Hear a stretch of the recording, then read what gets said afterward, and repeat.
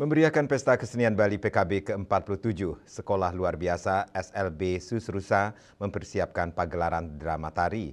Tema drama tari tersebut adalah Sadbara Hita, tanpa suara, lahirkan karya.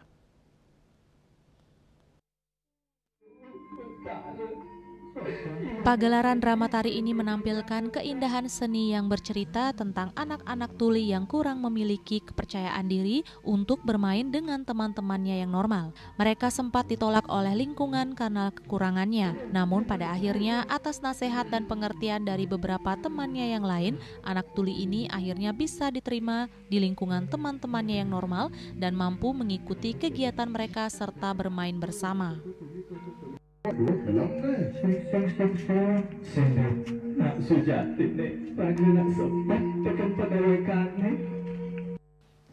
Pagelaran drama tari ini merupakan hasil kreativitas dan dedikasi siswa-siswa tunarungu SLB Susrusa Denpasar. Dengan menggunakan bahasa tubuh dan ekspresi wajah, siswa-siswa ini menampilkan cerita yang mendalam dan menyentuh hati.